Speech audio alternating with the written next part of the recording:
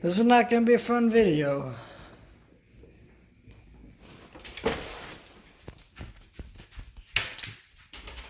I don't want to make it. But it's time we talk about what I think is going to happen to theaters. The news has just kept getting worse and worse for theaters. Because of the coronavirus here in the United States and most places in the world, theaters are shut down right now. Multiple studios have delayed their movies. Sony has delayed their entire movie library, or all their release dates, unfortunately. Many other studios have done that. Warner Brothers has done that. That moved every movie, though. I think Scoob is still on his original release date. I think Paramount didn't even move the new SpongeBob either, which is weird. Disney is the big news in this, because they moved all of their movies, every single one, to new release dates. I'm not going to go over all these movies. You can look up these various things. But I think the ones that are very notable, a lot of the movies are still headed to theaters. But Artemis Fowl, which was probably going to be a box office bomb anyways, that one is headed straight to Disney Plus, which I was hoping it would just end up on Disney Plus, because that's just a smart decision, honestly. But then we have, what is it? Onward, right? That movie was in theaters and it bombed. And then immediately, a few weeks later, it hit Disney Plus. Universal put Trolls 2 World, which is Trolls World Tour, I think. I still want to watch that, but I'm not paying $20 to watch a movie once. That's ridiculous. I'd rather wait and see what happens with theaters. The Hunt, and a bunch of Emma, and some bunch of other Universal movies. Sony, you put out Bloodshot on home video, or not home video, VOD, which is video on demand. So basically, like, Vudu, Movies Anywhere, stuff like that. You can go buy those movies and watch them, but I wish it was set up like this, where I could just, if I bought Trolls World Tour, right, I get the digital copy, and then when the physical, like, Blu-ray or 4K is available, they'll just mail me that, which I would like that way more, because, you know what, that's how much a normal 4K or Blu-ray cost. I get to watch the movie now, and I get the movie to watch whenever I want to. So, I mean, it's fair to me, but I just think it's a little ridiculous that I have to, that's what they're charging, that's what they're doing. I'm scared for theaters, pretty bad, because the theater is like my church, okay? I do, like, consider myself a religious person. Well, no, I don't consider myself a religious person. I consider myself someone who has a religion and they believe it, but they don't follow all the rules and guidelines, right? I am more interested in movies than I am in religion and different things, as weird as that sounds. And I just feel like, that is my church. That is what I go to do. That is what I spend most of my life on. And some might say I'm silly and I'm wasting my life, but screw you. This is my life. I'm living it the way I want. But I don't know. I'm scared because I don't like the trend of video on demand. I don't like that. I don't like streaming. I don't like movies going to streaming. I don't like any of this. Look, I have adopted streaming. It is okay. It's it's the child that's kind of a mess, but I've adopted it. I'm still gonna take care of it and make sure it's okay. Okay, but I love my actual Blu-ray children more. Those like stuff like this and this movies, shows, things I own in my hand. Now here's the reason for this. And this is something that no one can argue against. No matter what happens, unless this copy breaks or something, I own these movies in my hand forever. I don't need to rebuy them. I don't need to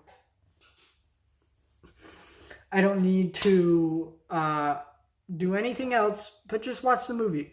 That's all I have to do. Right?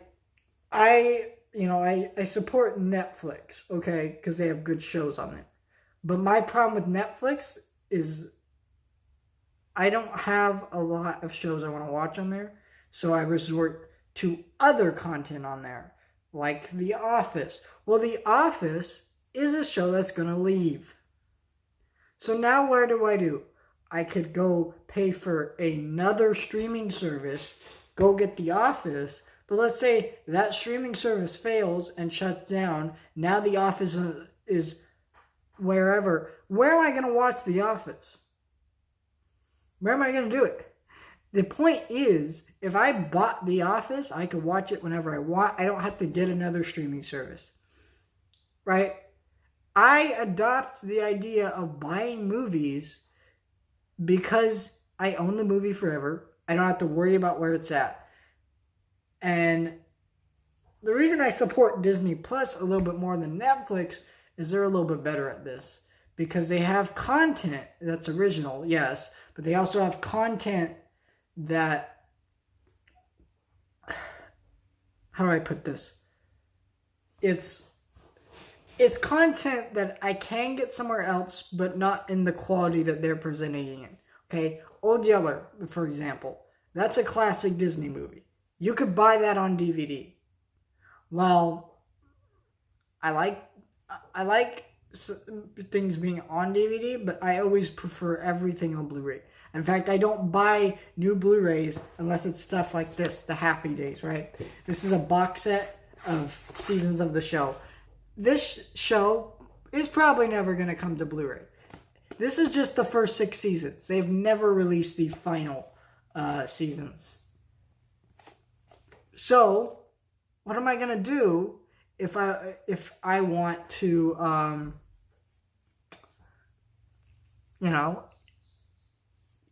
what am I going to do if I want to watch something like this? What am I even saying? I'm tired. What was it? Give me a minute. I'm trying to think of what I was trying to say. So I prefer everything to be in Blu-ray, but there's some exceptions is all I'm trying to say here. But if you look at that, now if I get that, it's the best possible quality. Also, think about it. This is Disney as a company, right? Disney is very, very, very serious about copyright law and keeping the rights to its characters and properties. The only one that they really didn't care about was John Carter. That's because that movie was a horrible, disastrous bomb that made them sell the rights back to the original copyright holders. So, here's my thought on it. Here's the thought here. If Disney owns the rights to everything on their streaming service, nothing's going to leave. And I get it in better quality. At least I thought that for a while until they started removing movies like Home Alone. They removed Dolittle at one point. They moved the Fantastic Four movies.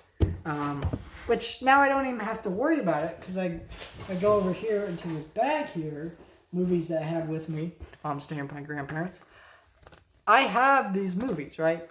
Now, these aren't great movies. I'm not going to argue that. but they're in my hand, and when I want to watch them or see them, here they are. It's that simple. And I like having this. When I want to see this movie, I can see it whenever I want. I don't have to worry about it being on a streaming service, nothing. So I'm against streaming a little bit, I guess you could say. I support the things they've done. Netflix and Disney Plus have advanced the media of television into something far greater than it ever really was. I mean, this type of show, Friends and things like that, sitcoms were the dominant thing on television. Because most people want to sit and watch something funny and entertaining, and they can watch week to week. Because that's how it aired on television. Now, it doesn't air week to week. You get a whole season at once. So it means you can watch entire stories. And so many, and content on TV and streaming has just gotten better over the years, but it's because of Netflix and things like that. So I support streaming. I like streaming, but I don't support new releases going there. The theater is a experience, and I still want to experience it. So here's what I think is going to happen to theaters. I think. Oh wait, before I say this, AMC has announced that they may not survive the coronavirus, and all their theater locations will close for good. Right? I think what's about to happen here is we're going to have small independent theaters, right? I have the big theaters like AMC, Regal, Maya, those are the big ones here. But then I have like independent ones like The Grill. Studio Movie Grill is an independent theater. And of course, we have the Fox Theater, which shows older classic movies, live musical performances and things. They're an independent theater. So those two theaters, those will survive. Because, I think what's going to happen is they're going to show a lot less new releases. They're only going to show the major releases. And that's kind of where we've been at already. But it's really only going to be the major releases. And the rest of these companies are all going to make streaming services. And they're going to put their movies on there from now on. And start lowering budgets. And start making things for a lot less money. And that's what's going to happen. And then after that happens, physical media is going to go up in money. It's going to go up in profit. And here's why. So you want to watch The Office, right? Well, you already have Hulu, Netflix, Disney Plus, and Amazon Prime. You're paying at least $40 or more, or somewhere around that range a month. Well, now you want to watch The Office, and you can't watch The Office. It's not on Netflix. So now you go pay for NBC's streaming service, Peacock. So you go pay for Peacock, now you're paying $50 a month. Well, then now you go pay for Apple TV, because you hear they got a good show on there. You keep paying for all these different streaming services to get all the shows you want to watch, until eventually it costs so much freaking money that you're like, wait a minute, I just want to watch this one show. And I can't watch this one show because it's not on this specific streaming service. So what I just need to do is probably just go buy it. So all of a sudden, the Office DVD box set sales skyrocket in profit.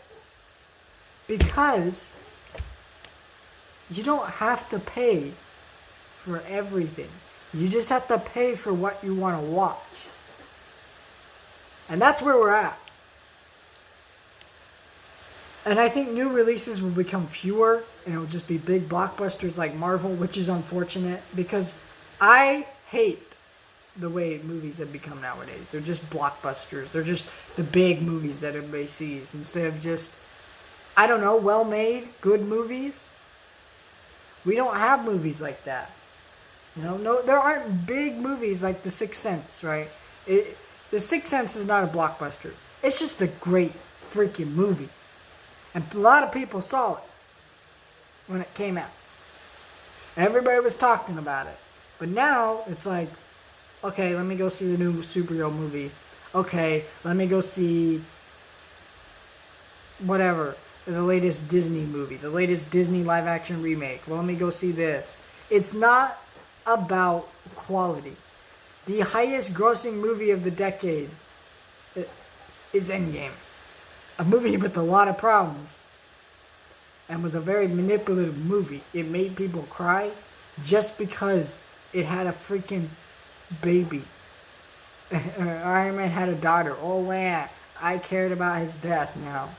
I know people like and care about that character, but I'm telling you right now, the majority of people cried because of his daughter. And the filmmakers knew this. It's kind of obvious. You know, so you kind of have these... You don't have simple movies anymore. Animated films aren't being that successful. They're moving to streaming. Aardman, a British animation studio, a lot of their movies have bombed, and they have now resorted to streaming. Laika has said that they won't do the same, the company behind, you know, Coraline and stuff like that. But they might eventually be forced to, otherwise they will close their doors. You know, there's a lot of things that go into this. And I'm scared because things are about to change in a major way. And I don't want to see it change in a major way. But that may just be what we're going to see happen here. And I'm interested to see what happens. And when Artemis Fowl premieres on Disney Plus, I will check it out and probably do a review for you guys. If that's what I'm forced to do from now on, watch movies on streaming, that's just what I will have to do. But it may mean I'm checking out less movies because it's personally less convenient to me, since I don't really check out streaming as much as I watch my physical copies of movies, and I actually go to the theater. And so unfortunately, I may have to change that. I may have to start figuring out my new schedule and what I'm going to be doing from now on. But it's just a really sad thing we're at now. And it just won't feel the same. But things have to change sometimes. And this isn't really for the worst or for the best. It's too early. Well, it's really too early to tell what this is. But we'll see. Like, share, subscribe, guys.